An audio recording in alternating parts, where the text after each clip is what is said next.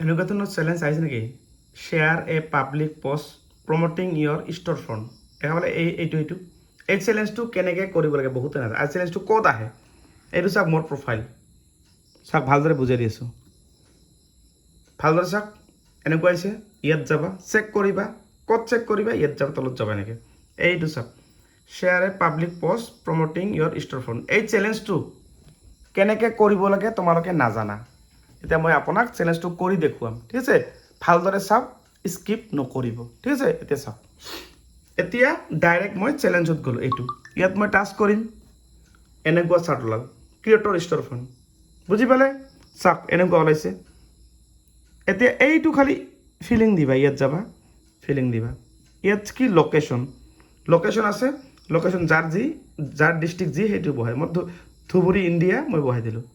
এইটো আছে না, ইয়াত একো নকৰিবা, খালি জাষ্ট কি পোষ্ট, এইটো পোষ্ট, বাছ চেলেঞ্জটো কমপ্লিট হৈ গ'ল। এই যে পষ্টিং, বুজি পালা? এতিয়া মই ৰিফ্ৰেছ কৰিম, ৰিফ্ৰেছ কৰিলোঁ, এই চেলেঞ্জটো চাওক ইয়াতে কমপ্লিট হৈ গ'ল।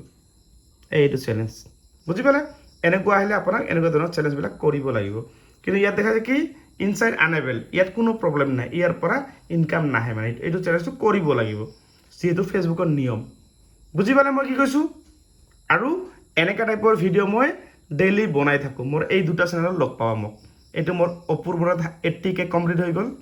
তাৰপিছত আৰু এটা আছে মোৰ অপূৰ্বনাথ 145K হৈ গ'ল। এইটো চাওক, এইটো এটা মোৰ পৰিয়াল আছে, কিমান চাওক, 1,45,000 হৈ গ'ল। এইটো মোৰ, বুজি পালে? এইটো মোৰ 1,45,000 ফেমিলি হৈ গ'ল। এইটো মোৰ হয়, এই দুটা, এইটো মই মেটা ভেৰিফাইড কৰিছোঁ, বুজি পালে? গতিকে আপোনালোকৰ যিসকলৰ এনেকুৱা ধৰণৰ চেলেঞ্জ আহে, খালি এনেকুৱা নহয়, বহুত টাইপৰ যি নতুন নতুন আপডেট চেলেঞ্জ আহে, মই আপোনাক এনেকুৱা টাইপৰ ভিডিঅ' বনাই দিম। আৰু যদি আপোনালোকৰ মোৰ হোৱাটছআপ নাম্বাৰ লাগে, যদি আপুনি বেংক ছেটআপ কৰিব পৰা নাই, ইছ্যু লাগিছে, কপিৰাইট লাগিছে, ফেচবুক চেনেলটো ছাবস্ক্ৰাইব কৰিবা, মোৰ নাম্বাৰটো লগে লগে পাবা। কেনেকৈ পাবা? ডেইলি মই ছাবস্ক্ৰাইবাৰ লাইভ আহোঁ। মানে তুমি এতিয়া চাব ছাবস্ক্ৰাইব কৰিলা, ছাবস্ক্ৰাইব কৰাৰ পাছত মোৰ ছাবস্ক্ৰাইবাৰ লাইভটো খোল খাব। কেতিয়া? ছাবস্ক্ৰাইব কৰাৰ পিছতহে খোল খাব, তাৰ আগত খোল নাখায়। কিন্তু যেতিয়া খোল খাব, তাতে মোৰ টাইটেলত, মানে ছাবস্ক্ৰাইবাৰ লাইভত মোৰ নাম্বাৰটো টাইটেলত দিয়া আছে, তাতে গৈ মোৰ নাম্বাৰটো অট'মেটিক পাবা। মানে তোমাৰ মোবাইলত মোৰ প্ৰফাইলটো চেক কৰিবা, কোনটো তুমি ছাবস্ক্ৰাইব কৰিছা, 145K ফেমিলি নে 80K ফেমিলি। যিটো চেনেল ছাবস্ক্ৰাইব কৰিছা, সেই চেনেলটোত মোৰ ভিডিঅ'বিলাক চাবা, তাতে লেখা আছে লাইভ ভিডিঅ'।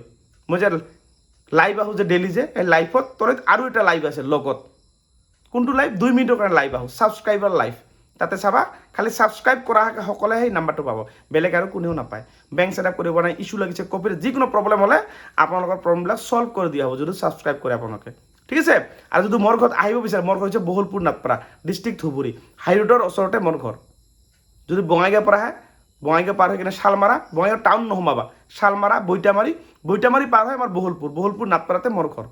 আহিব মোৰ ঘৰত। আৰু সোমবাৰ বন্ধ, মংগলবাৰৰ পৰা ৰবিবাৰলৈকে আপোনালোকে মোৰ ঘৰত আহিব পাৰিব, ৰাতিপুৱা 10 বজাৰ পৰা সন্ধিয়া 6 বজাৰ ভিতৰত।